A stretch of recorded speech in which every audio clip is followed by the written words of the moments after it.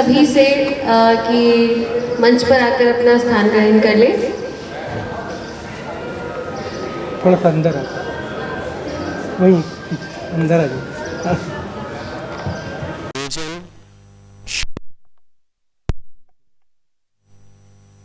चौथे सत्र पर आप सबका स्वागत है, अभिनंदन है। इस सत्र में हमारे साथ आदरणीय राजीव कुमार शुक्ल जी हैं। हम उनका करतल ध्वनि से यहाँ स्वागत करते हैं, अभिनंदन करते हैं। आदरणीय राजीव कुमार शुक्ल जी प्रसारण मीडिया में लगभग 4 दशक उल्लेखनीय कार्य करने के बाद सांस्कृतिक आलोचना के क्षेत्र में वे जाने जाते हैं। आपके समालोचनात्मक निबंध विभिन्न साहित्यिक पत्र पत्रिकाओं, पहल, वसुधा, कथन, साम्य आदि में प्रकाशित हुए हैं। बुल्गारियाई, अंगोलाई, पोलिश तथा लातीनी, अमेरिकी कविताओं तथा अन्य अनेक भाषाओं के लेखों के अंग्रेजी से हिंदी में अनुवाद, हिंदी से अंग्रेजी के काव्यानुवाद आदि के क्षेत्र में भी वे सक्रिय रहे हैं। मुद्रण पत्रकारिता में उनकी भागीदारी रही है। ब्लॉग, सोशल मीडिया के में भी वे सक्रिय हैं। संगीत, रंगमंच, सिनेमा, विज्ञान और खेलों के अतिरिक्त जन स्वास्थ्य और आपदा प्रबंधन संचार में उनकी गहरी रुचि और संलग्नता है। वे जितना सुंदर लिखते हैं उतना ही सुंदर बोलते हैं। उनके पास अभिव्यक्ति की सुंदर कला है। उनके व्याख्यान जबलपुर मैं उनका यहाँ हृदय से स्वागत करता हूँ और आकृति जी को आमंत्रित करता हूँ। उनके स्वागत के लिए वे पुष्प और अंग वस्त्र भेंट कर उनका यहाँ यथोचित सम्मान करें। आकृति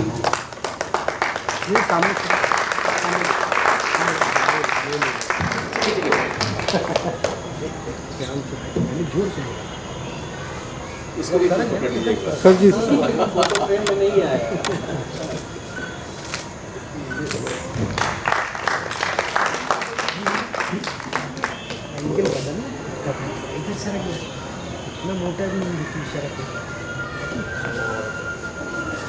आज हम काव्य चर्चा में आदरणीय राजीव शुक्ल जी के साथ हैं और वे हमारे कठिन काल में कविता इस विषय पर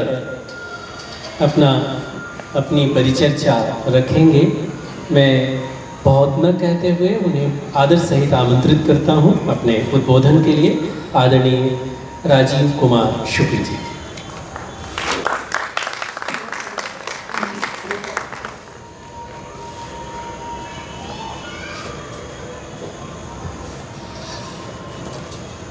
महबूब शहर जबलपुर के आप सब दोस्तों का फिर से अभिनंदन करता हूँ। एक दिलचस्प बात ये मुझे भी याद आ रही है, क्योंकि ये बहुत आत्मीय आयोजन होता है, इसलिए इस आयोजन में कुछ अपनी आत्मीय स्मृतियाँ भी लौट आती हैं।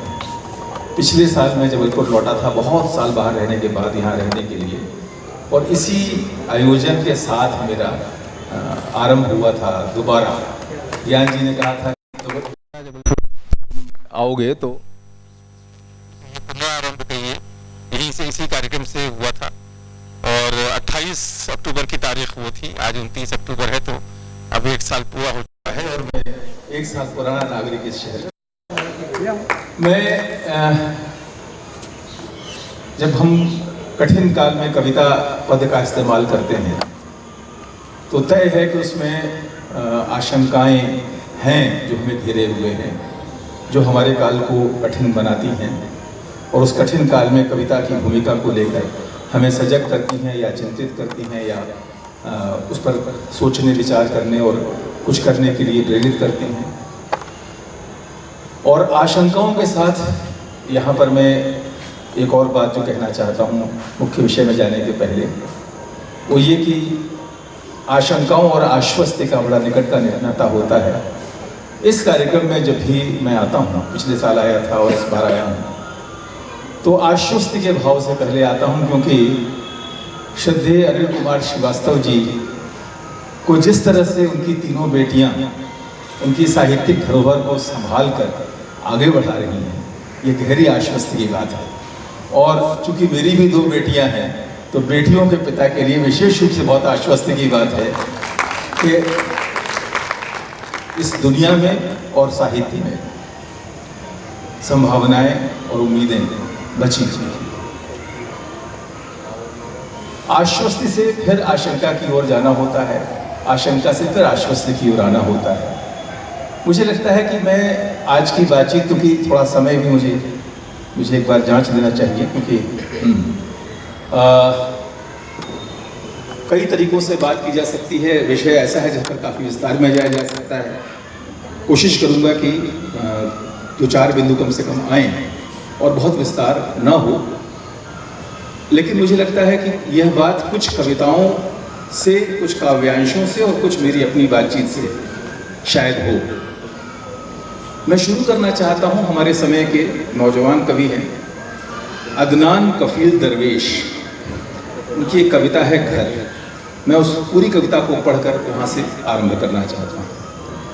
ये मेरा घर है जहां रात के 2:30 बजे मैं खिड़की के करीब लैंप की नीम रोशनी में बैठा कविता लिख रहा हूं, जहां पड़ोस में लछन बो अपने बच्चों को पीट कर सो रही है और रामचंद्र अब मसखट पर ओठंग चुका है अपनी मेहरारू पतोहू को दिन भर द्वार पर उकड़ू बैठकर भद्दी गालियां देने के बाद, जहां बांस के सूखे पत्तों की खड़खड़ आवाजें आ रही हैं, जहां एक कुतिया के फिकरने की आवाज दूर से आती सुनाई पड़ रही है, जहां पड़ोस के खंडहर मकान से भक्सावन सी गंध उठ रही है, जहां अनार के झाड़ में फंसी पन्नी के फड़फड़ाने की आवाज रह रहकर सुनाई दे रही है, जहां पुआल के बोझों में कुछ कुछ हिलने का आभास हो रहा है, जहां बैलों के गले में बंधी घंटियां धीमे धीमे स्वर में बज रही हैं, जहां बकरियों के पेशाब की खराइन गंध आ रही है, जहां अब्बा के तेज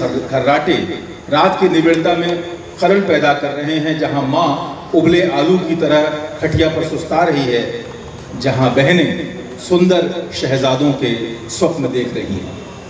अचानक ये क्या, चुटकियों में पूरा दृश्य बदल गया। मेरे पेट में तेज मरोड़ उठ रहा है और मेरी आंखें तेज रोशनी से चुंधिया रही हैं। तोपों की गरजती आवाज़ों से मेरे घर की दीवारें थर्रा रही हैं और मेरे कान से खून बह रहा है। अब मेरा घर किसी फिलिस्तीन और सीरिया और इराक और अफगानिस्तान का कोई चौराहा बन चुका है, जहां हर मिनट एक बम फूट रहा है और सट्टेबाजों का गिरोह नफीस शराब की चुस्कियां ले रहा है।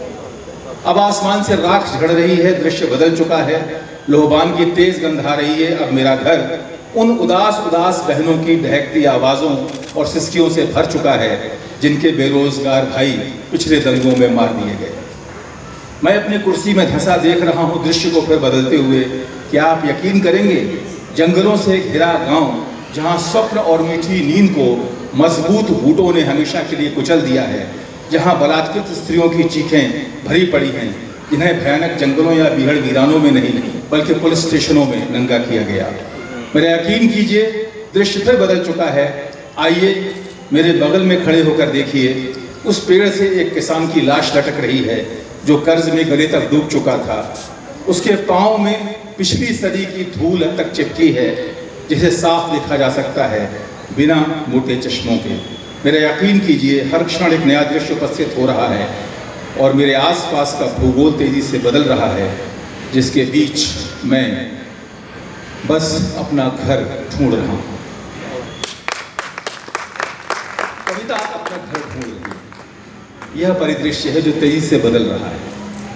ये आशंकाएं हैं, भयानक दुस्वप्न हैं, बल्कि भयानक यथार्थ, जिसके बीच में कविता कसमसा रही है।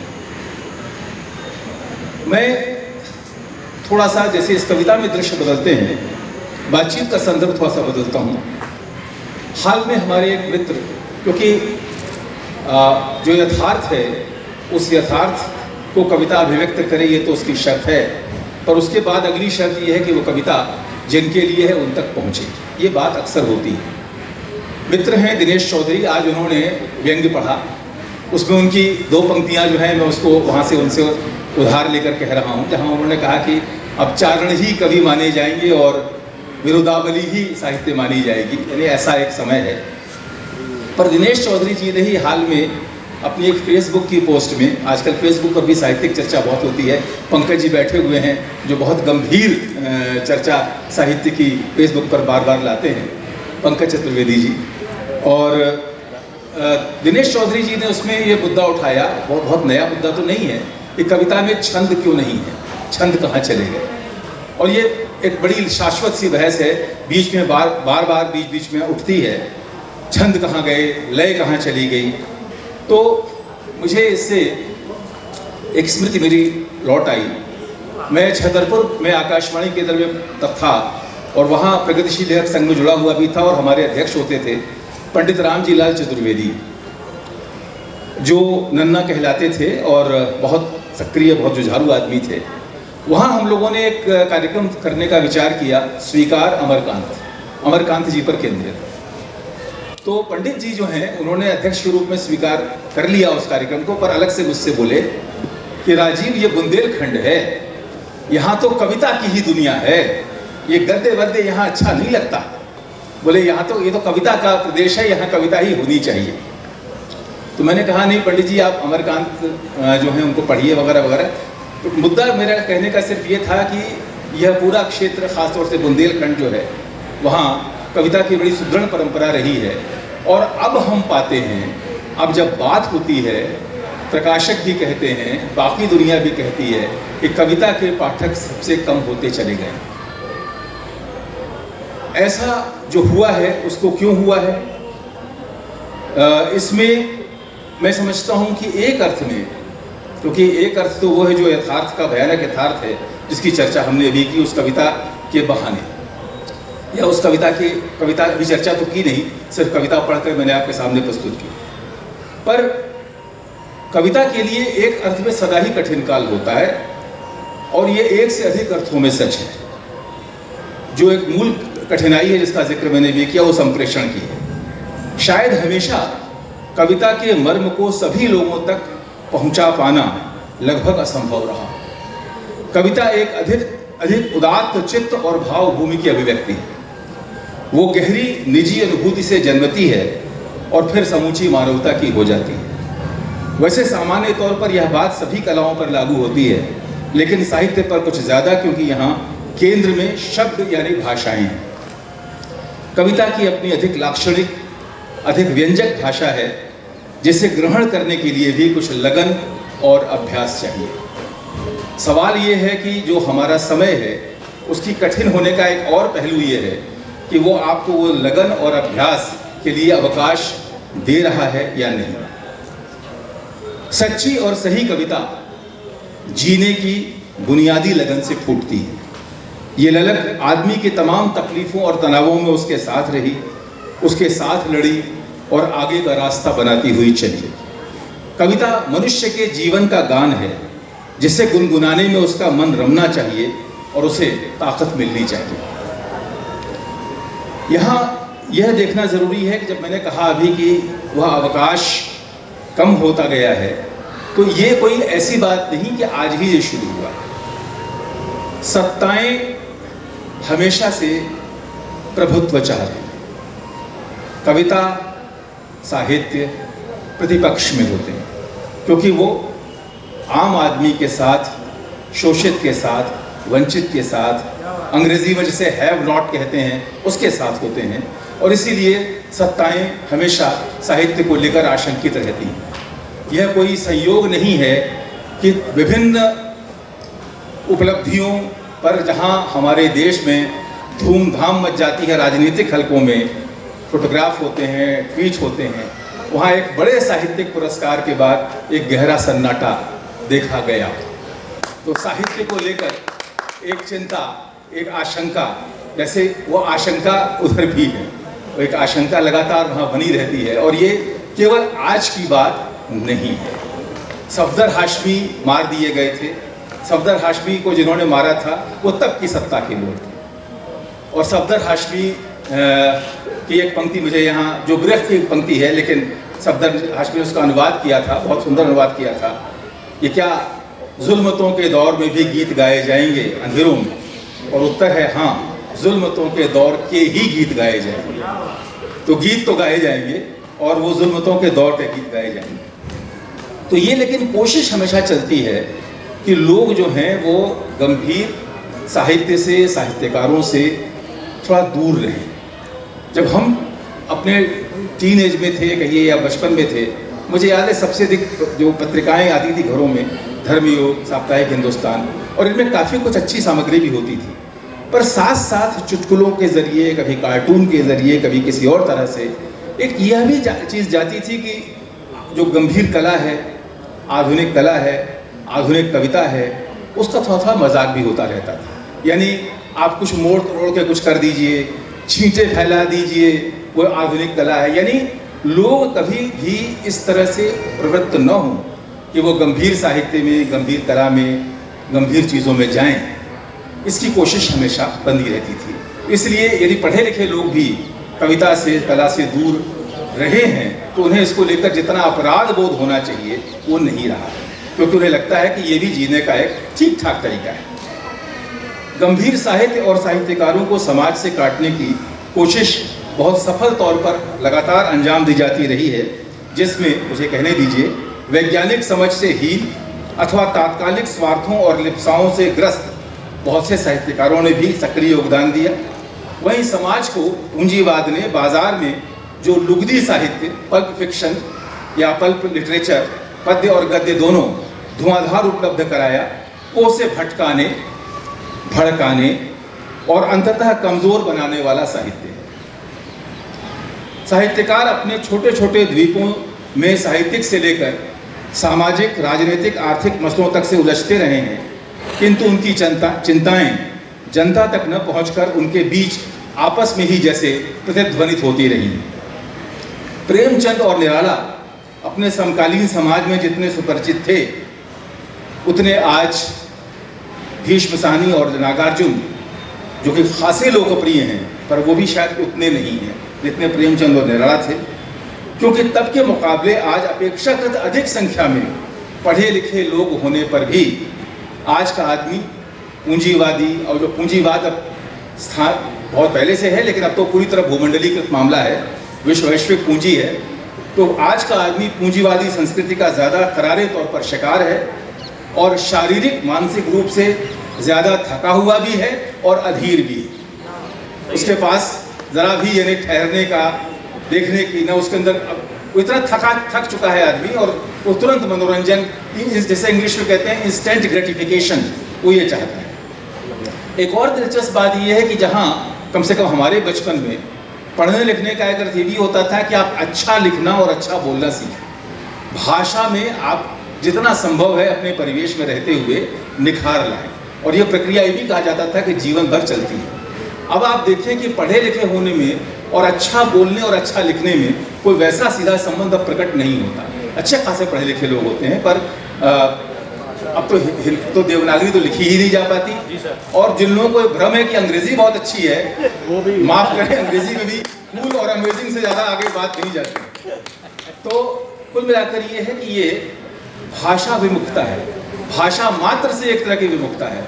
क्यों? क्योंकि भाषा अंततः मनुष्य को मनुष्य से जोड़ती है, संवाद स्थापित करती है, और यहाँ कोशिश ये है कि मनुष्य को मनुष्य से जितना संभव है दूर रखा जाए, अकेले रखा जाए, निरुपाय बनाया जाए, ताकि वो आसानी से मैनिपुलेट किया जा सके। जस्टिस संजय हेगड़े ने हाल में दिल्ली दंगों की रिपोर्ट में एक पंक्ति लिखी, सत्ता के खिलाफ व्यक्ति का संघर्ष भूल जाने के खिलाफ याद रखने के संघर्ष जैसा होता है। यानी आप भूल जाएं, ये सत्ता चाहती है, और आप न भूलें, याद रखें, यह मनुष्यता चाहती है। और इसके लिए इसमें कविता, इसमें साहित्य मदद करता है। कविता सत्ता की मनोवृत्ति के विरुद्ध स्थायी और शायद सबसे साहसी प्रतिपक्ष है, मनुष्यता की चिरंतन स्मृति है।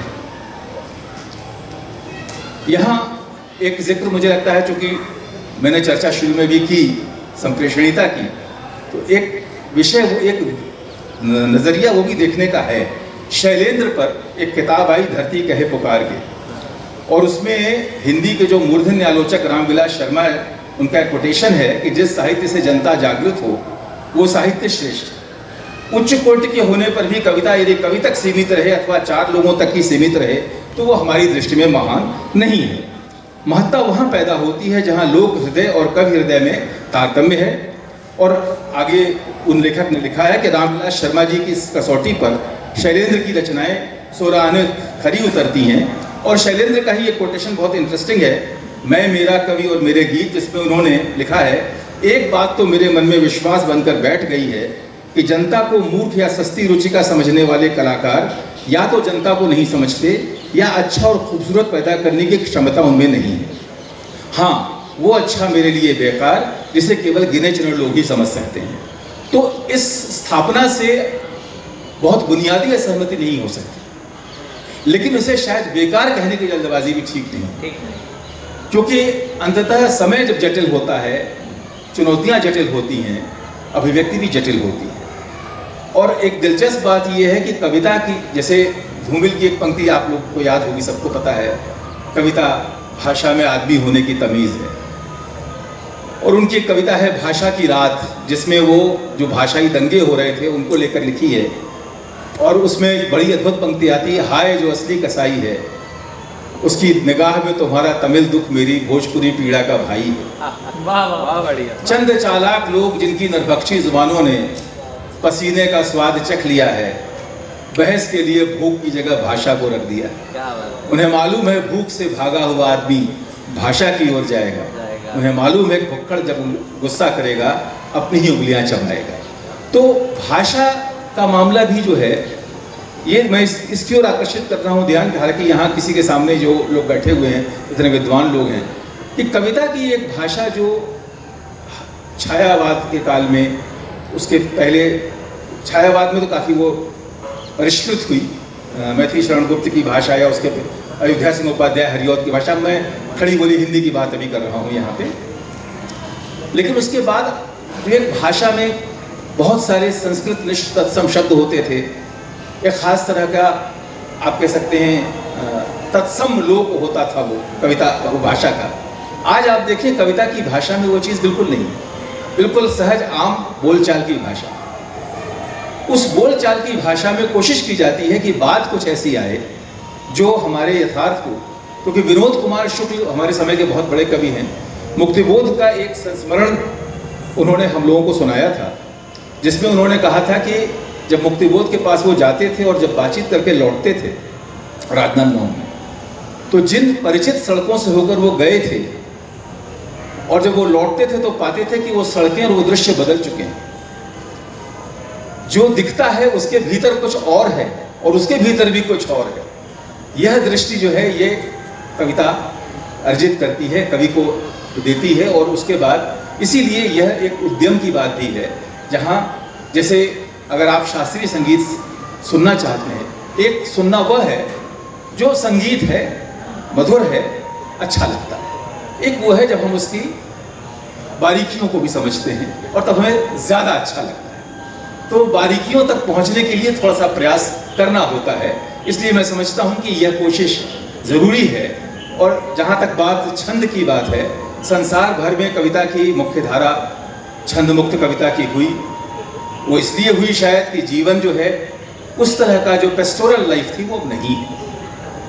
इसका अर्थ ये नहीं कि आज के हमारे जीवन की लय नहीं है, आज के हमारे जीवन की भी लय है। वो मशीनों की लय हो, इंटरनेट की लय हो, आभासी यथार्थ की लय हो, हमारे बदलते हुए संबंधों की लय हो, लेकिन वो है। पर उस लय को हमें पकड़ना होगा और वो ज्यों का त्यों वो फिर वो यानी तुकबंदी करके या उस तरह छंद में जाकर ही संभव है। कि जब जानते हैं बहस क्यों होती है, मुझे लगता है आमतौर पर जब जितना मैंने सुना है, छंद वाले कवि कहते हैं कि वो लोग जो छंद नहीं लिख सकते वही लोग छंद मुक्त कविता लिखते हैं। तो इसका फिर जवाब होता है कि नहीं, ये सच नहीं है। निराला ने अद्भुत छंद लिखे और बाद में छंद मुक्तकता की ओर आए। मुक्तिबोध ने शुरुआत में बहुत सारे धूमिल कवि सम्मेलनों में जाते थे और वो गीत पढ़ा करते थे। अब मैं समझता हूँ कि मैं चूँकि इस कठिन समय में हमारे लिए रास्ते क्या हैं, थोड़ी सी इसकी बात हल्की सी करके वो भी कोशिश करूँगा कविताओं के जरिए ही करूँ। वापसारोव बुल्गारिया के कवि थे। नाजियों ने उनको गोली से उड़ा दिया था 1942 में। कितना कठिन वो दौर रहा होगा जिस दौर में वापसारोव थे, लिख रहे थे और लड़ रहे थे। उनकी एक पंक्ति का अंश मैंने लिया है, जो हमारे बाद आए उनसे इतना कहना, एक जिंदगी, एक कल्पना, एक बुत हम गढ़ते रहे और रोशनी के वास्ते अंधकार से लड़ते रहे। क्या बात है। ये तमसो माँ ज्योतिर्गमय की बात हमने भी दिवाली पर की है। उसके बाद अंगोला के क्रांतिकारी और कवि और जो राष्ट्रपति भी रहे अगस्तिनो नेतो, मैं याद करता हूँ सड़कें जिन पर कभी चला नहीं कोई, मैं सुदूर आवाज़ें सुनता हूँ इंसानों की जिन्होंने गाया नहीं, मैं खुशहाल दिन याद करता हूँ जो जिए नहीं गए, मैं जिंदगियों को जिस्म देता हूँ जो कभी हुई नहीं, मैं देखता हूँ रोशनी वहाँ जहाँ सिर्फ अंधेरा है। तो ये कवि को अंधेरे में रोशनी देखनी होगी। और उसी तरह से डेरेक वॉलकॉट एक कवि हैं, कैरेबियाई कवि हैं। वे शहर जो कभी देखे तक नहीं मैंने, मैं याद करता हूँ उनको बिल्कुल ठीक ठीक, संकीर्णता है चाहना सिर्फ एक क्षितिज को, इससे तो बंध जाती हैं नजरें, सिकुड़ जाता है अनुभव, एक पूरी दुनिया है ठीक बाहर दरवाजे के। क्या बात है। और नाजिम हिकमत तुर्की के कवि, उनकी बहुत प्यारी कविता, अभी तक सबसे खूबसूरत समुद्र किसी ने पार नहीं किया, सबसे खूबसूरत बच्चा अभी बड़ा नहीं हुआ, सबसे खूबसूरत दिन अभी हमने देखे नहीं, और सबसे खूबसूरत शब्द जो मुझे कहने थे तुमसे मैंने अभी तक कहे नहीं। मैं अब हिंदी कविता में आ रहा हूँ। मुक्तिबोध हमारे लिए बहुत ही प्रिय हैं। मुझे कदम कदम पर चौराहे मिलते हैं, बाहें फैलाए एक पैर रखता हूँ कि 100 राहें फूटती, वो मैं उन सब पर से गुजरना चाहता हूँ। बहुत अच्छे लगते हैं उनके तजुर्बे और अपने सपने, सब सच्चे लगते हैं। मुझे भ्रम होता है कि प्रत्येक पत्थर में चमकता हीरा है, हर एक छाती में आत्मा अधीरा है, प्रत्येक सुस्मित में विमल सदा हीरा है। मुझे भ्रम होता है कि प्रत्येक वाणी में महाकाव्य पीड़ा है, पल भर में सबसे गुजरना चाहता हूँ, प्रत्येक उर में से तिर जाना चाहता हूँ। ये तिर जाने की जो कोशिश है। और अंत में कर रहा हूँ, मेरे एक बहुत प्रिय कवि हैं सोमदत्त, उन पर हाल के दिनों में चर्चा ज़रा कम होती रही है। एक कविता उनकी, और फिर मैं अंत करूँगा अदनान कफील दरवेश की एक और कविता से।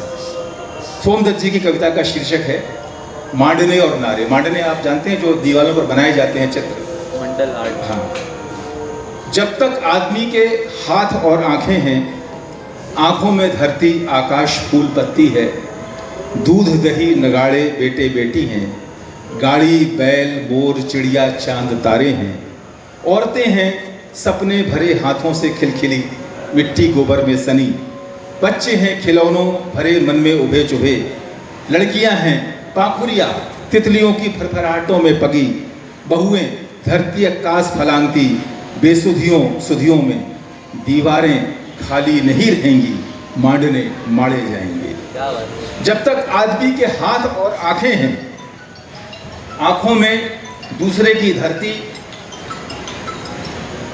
दूसरे का आकाश फूल पत्ती है, दूसरों के ढोर दूध दही नगाड़े हैं, दूसरों के गाड़ी बैल मोटर हवायान हैं, जब तक अपनी औरतें हैं टूटी, अपने बच्चे रूखे सूखे बियाबान, जब तक दूसरी औरतें हैं सुरखरू, दिल के भीतर उठती हंसी से ताज़ा बच्चे दूसरों के, जब तक खून है उबलता हुआ नसों में अपनी, जब तक खून है दौड़ता हुआ दूसरों की नसों में उबलते खून की ताकत से, तब तक दीवारें खाली नहीं रहेंगी, नारे लिखे जाएंगे। तो ये मुझे याद आता है, नागार्जुन ने कभी कहा था कि नारा भी मंत्र है। उनसे किसी ने कहा आपकी कविता में नारेबाजी होती है, कभी कभी उन पर आरोप लगा, तो उन्होंने जवाब दिया कि नारा भी एक मंत्र होता है। और मैंने आपसे कहा था, मैं अदनान कफील दरवेश को एक हमारे आज के समय की प्रतिनिधि कविता, बहुत हमारे समय में बहुत अच्छी कविता लिखी जा रही है, नौजवान दोस्त बहुत अच्छी कविताएं लिख रहे हैं, बहुत व्यापक विषय उन्होंने चुने हैं, आध्यात्मिकता के नए आयाम भी उन्होंने उठाए हैं, उन्हें अधिक जनवादी, अधिक जनपक्षीय बनाया है और मुक्ति की नई नई परिभाषाएं हमारी नई कविता में देखने को मिल रही है युवाओं की। पर मैं अंत करना चाहता हूँ, मेरी दुनिया के तमाम बच्चे, उम्मीद करता हूँ ये बात कभी आगे बढ़ेगी, मेरी दुनिया के तमाम बच्चे, अदनान कफील दरवेश की कविता, वो जमा होंगे एक दिन और खेलेंगे एक साथ मिलकर। वो साफ सुथरी दीवारों पर पेंसिल की नोक रगड़ेंगे, वो कुत्तों से बतियाएंगे और बकरियों से और हरे टिड्डों से और चींटियों से भी। वो दौड़ेंगे बेतहाशा हवा और धूप की मुसलसल निगरानी में, और धरती धीरे धीरे और फैलती चली जाएगी उनके पैरों के पास। देखना, वो तुम्हारे टैंकों में बालू भर देंगे और तुम्हारी बंदूकों को मिट्टी में गहरे दबा देंगे। वो सड़कों पर गड्ढे खोदेंगे और पानी भर देंगे और पानियों में छपाछप लोटेंगे। वो प्यार करेंगे एक दिन उन सब से जिनसे तुमने उन्हें नफरत करना सिखाया है। वो तुम्हारी दीवारों में छेद कर देंगे एक दिन और आर पार देखने की कोशिश करेंगे। वो सहसा चीखेंगे और कहेंगे, देखो उस पार भी मौसम हमारे यहाँ जैसा ही है। वो हवा और धूप को अपने गालों के गिर्द महसूस करना चाहेंगे और तुम उस दिन उन्हें नहीं रोक पाओगे। एक दिन तुम्हारे महफूज घरों से बच्चे बाहर निकल आएंगे और पेड़ों पे घोंसले बनाएंगे। उन्हें गिलहरियाँ काफ़ी पसंद हैं, वो उनके साथ बड़ा होना चाहेंगे।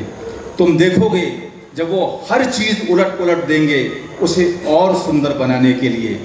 एक दिन मेरी दुनिया के तमाम बच्चे चींटियों, कीटों, नदियों, पहाड़ों, समुद्रों और तमाम वनस्पतियों के साथ मिलकर धावा बोलेंगे और तुम्हारी बनाई हर चीज़ को खिलौना बना देंगे।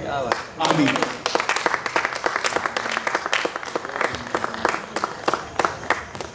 शुक्ल जी को बहुत ही सुंदर तरीके से उन्होंने इस विषय को उठाया, उसको विस्तार दिया और उसका समारोह किया।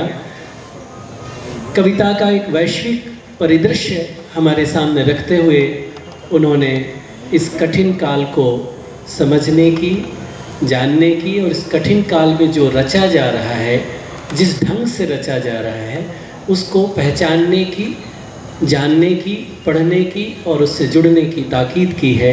मैं उनका हृदय से धन्यवाद देता हूँ और अपने प्रिय लेखक दिनेश चौधरी जी को आमंत्रित करता हूँ उनको स्मृति चिन्ह भेंट करने के लिए। आदरणीय दिनेश चौधरी जी शुक्ल जी को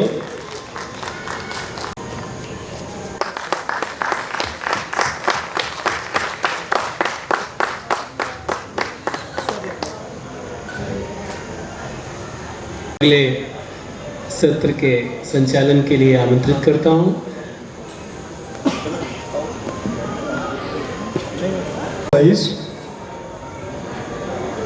कल जय अनिल कुमार श्रीवास्तव फाउंडेशन की ओर से ये आयोजन शब्द का हम सबके लिए बहुत ही शुभकारी है। ये एक आयोजन का ऐसा पल है जहाँ शब्द, विचार, भावना और कल्पना और कलाओं के माध्यम से शब्द के रूप में हम सबके बीच प्रस्फुटित है। इस फाउंडेशन के हम भी पानी पी के आ रहे हैं द्वारा आयोजित शब्द 2022 में चालू ही कट कर देना जब ये जो घड़ी है, ये जो पल है, ये लोक संस्कृति के नाम पर समर्पित है। हमारी लोक परंपराएं जो लगातार हम सबसे भौतिकता की दौड़ में बिछड़ती जा रही हैं। ये लोक परंपराएं, ये संस्कृति जो हमारे जीवन का अभिन्न अंग है, जो हमें संस्कार प्रदान करती है, हमें बेहतर परिवेश प्रदान करती है। आवश्यक है कि हम उस संस्कृति को सदैव अपनी आत्मा में संजो कर रखें। आज की इस संध्या में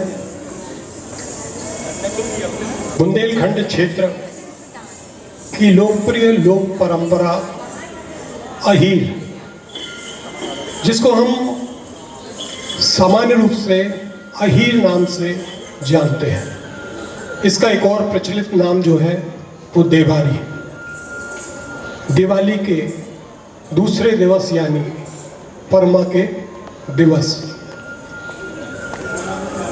इस नृत्य की जो शुरुआत हुई थी वर्ष 1998 से कदम सांस्कृतिक कला केंद्र के माध्यम से इस परंपरा को नृत्य के रूप में संजोकर आप सबके सामने लाने का जो प्रयास लगातार वर्ष 1998 से शुरू हुआ, वो अनवरतम आज अपने सैकड़ों प्रदर्शन के पश्चात पुनः आज इस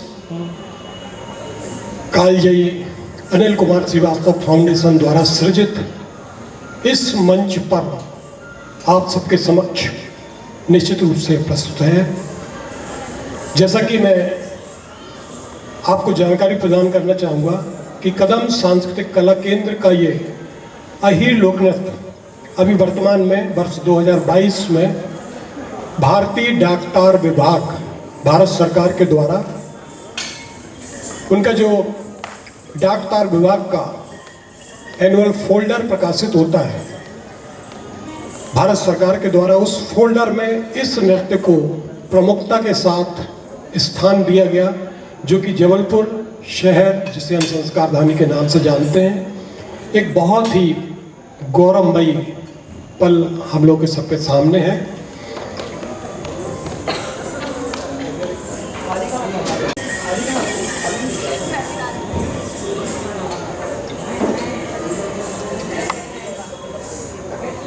जब भी हम किसी संस्कृति की बात करते हैं तो निश्चित रूप से हमारे जहन में उस स्थान का रहन सहन, परिवेश, वातावरण, सामाजिकता, सांस्कृतिकता हमारे सामने होती है।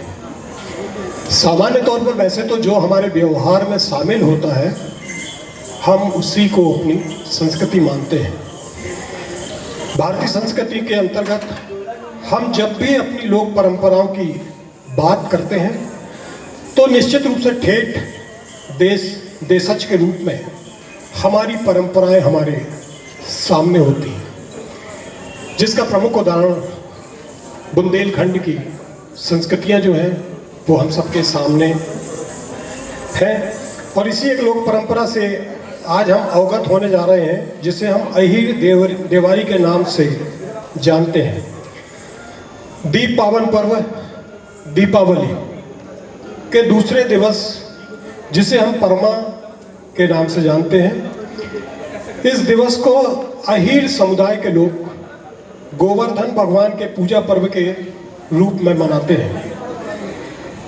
ऐसी मान्यता है कि ब्रजवासियों के द्वारा भगवान श्री कृष्ण के कहने पर जब इंद्र की पूजा बंद कर दी गई थी, ये प्रसंग आप सबको स्मरण होगा पुराणों के माध्यम से। भगवान कृष्ण का ये कथन था कि गोवर्धन पर्वत जो इस संपूर्ण ब्रज का पालन करता है, पोषण करता है, उसकी पूजा, उसका बंधन छोड़ के इंद्र की पूजा हम क्यों करें। और संपूर्ण ब्रजवासियों को उन्होंने इस बात से तैयार करके इंद्र की पूजा को बंद करा दिया। तब इंद्र जो है वो अपमान से भयंकर कुपित हुए और उन्होंने संपूर्ण ब्रज को जलमग्न कर दिया। तब भगवान श्री कृष्ण ने उस गोवर्धन पर्वत को अपनी छिंगली में धारण करके संपूर्ण ब्रजवासियों की रक्षा की और तभी से शायद ये गोवर्धन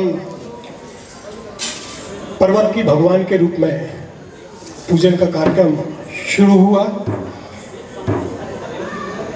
गोवर्धन पूजा के उपरांत अहीर समुदाय के लोगों के द्वारा गोवर्धन पूजा के उपरांत अपनी पारंपरिक वेशभूषा जो कि झाला या बाना कहलाते हैं और साथ में लाठियां और फरसे हाथ में लेकर साथ ही अपने पशुधन को गाय बैल बकरी इनको रंग बिरंगे रंगों से सजाकर विभिन्न परिधानों से सजाकर संपूर्ण गांव में अहीरी गाते हुए आपस में एक दूसरे को शुभकामनाएं प्रदान करते हैं। तो आइए आज हम इस ठेठ देशज की लोक परंपरा अहीरी जिसे हम देवारी के नाम से जानते हैं इससे हम परिचित होने जा रहे हैं। यह था वर्ष 1998 से ये नृत्य शुरू हुआ था और एक चीज मैं यहाँ पर स्मरण कराना चाहूँगा, लक्ष्मी नारायण यादव रांझी विद्यालय जो कि रांझी में स्थापित है, परंपराओं की जब हम बात करते हैं तो किस तरह से एक परंपरा दूसरे पे कैसे ट्रांसफर होती है ये हम देखते हैं कि जब हमारे उस पीढ़ी के बच्चे जब वो ग्राउंड में रिहर्सल करते थे तब छोटे छोटे प्राइमरी मिडिल के बच्चे 25-30 फुट दूर वो अपने आप में ठमकते रहते थे और जब वो 9th क्लास में आते थे तो वो तैयार ऑलरेडी यहाँ पर उस नृत्य में अपने आप को ढालते हुए इस टीम में सम्मिलित हो जाते थे। तो जो परंपराओं की बात कर रहे हो परंपरा इसी तरह से कायम होती हैं और इसका पालन भी क्रमशः इसी तरह से होता है। मैं प्रत्यक्षता सामने लाना चाहता हूँ कृष्णकांत दीक्षित राजा।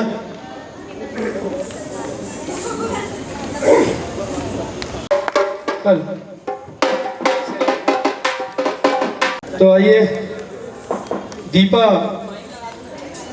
वली का अवसर है और अहीर लोक नृत्य बिल्कुल समय पर यानी कि ये जो ओकेशन है इस ओकेशन का ये नृत्य है। हमारे गुरुदेव इस नृत्य के संस्थापक प्रणेता डॉक्टर शैलेंद्र पांडे जी, पंकज गोस्वामी जी, जिनके नेतृत्व में पूरी टीम पूरा दल आप सभी के समक्ष प्रस्तुत है। स्पेशली अनुकृति जी, तीनों बहने, विजय भैया यहाँ पर दिए अवसर प्रदान करने के लिए, यही कदम परिवार को याद करने के लिए और इस अभूतपूर्व कार्यक्रम का हिस्सा बनने के लिए अरुण दादा को मैं देख पा रहा हूँ बहुत सारे। तो जेठ दिवारी होत तीर भैया और जेठ पुजत ती गाय रे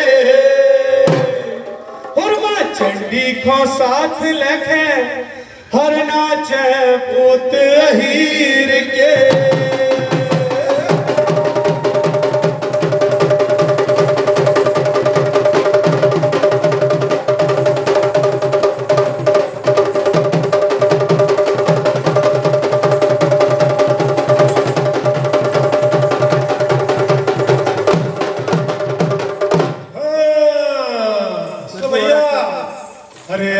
दिवारी पाहुनी और लाई दिया में और मैया चंडी आ गई रे। अरे सो अब काहे की दे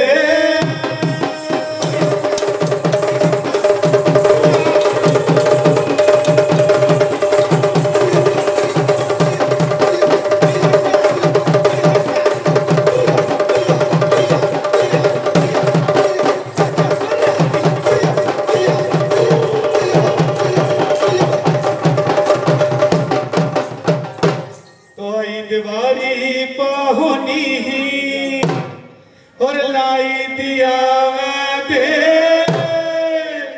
और मैया चंडी आ गई सो अब काहे की दे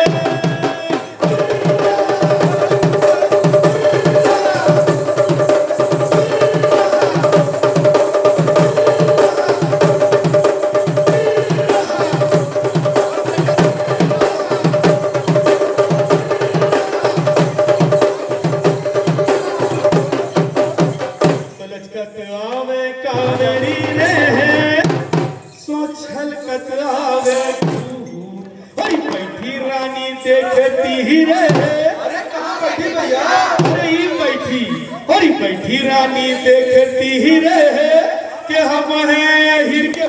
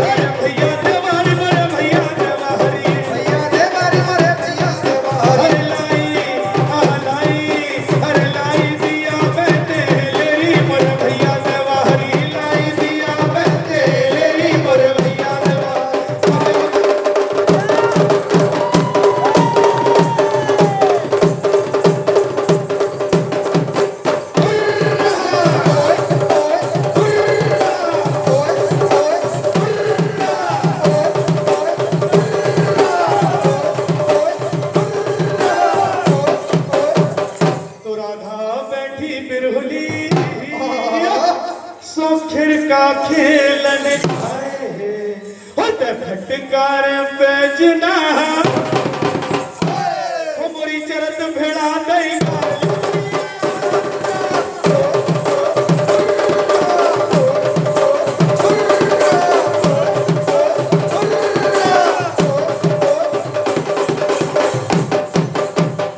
तो तुम छिगुरी पर्वत धरो और हम तुमको त्रग को और अब तो भाई बताओ शाम जो अरे कौन मैं कितो हर गिरने पर है गिरकारी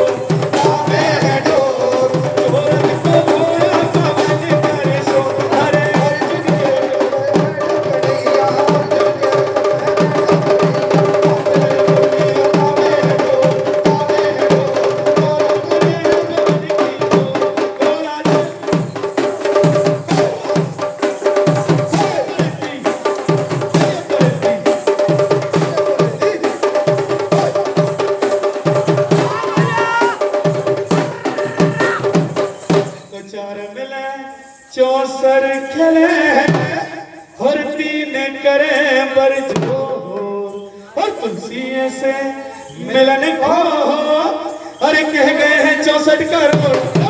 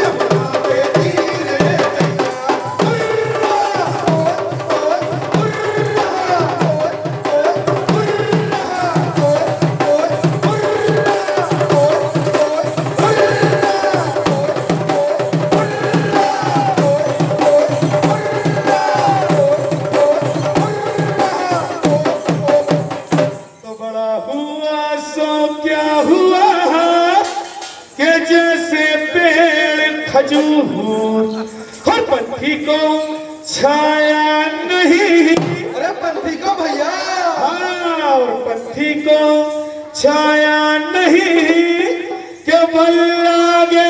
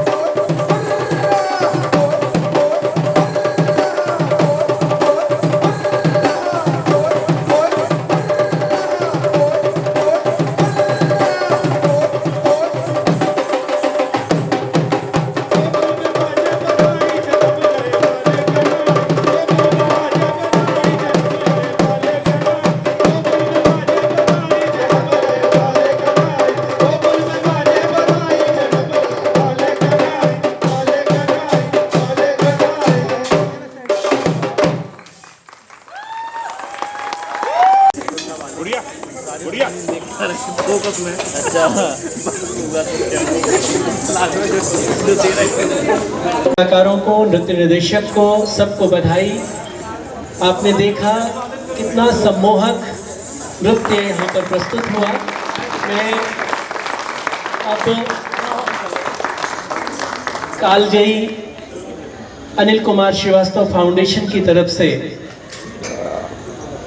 आदित्य श्रीवास्तव जी को आमंत्रित करता हूँ कि वे आएँ और शैलेंद्र पांडे जी और कृष्णकांत दीक्षित जी को संस्था की तरफ से स्मृति चिन्ह भेंट कर सम्मानित करें।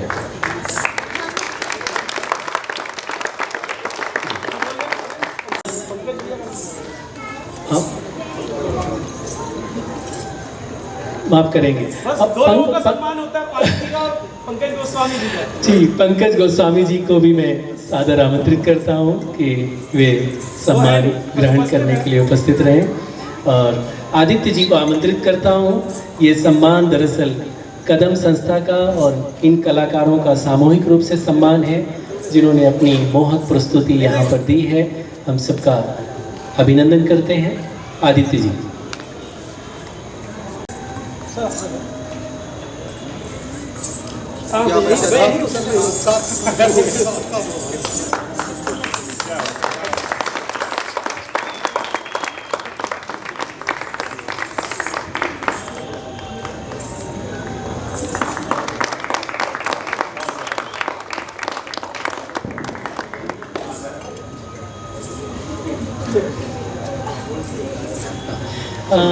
अब हम अगला जो सत्र है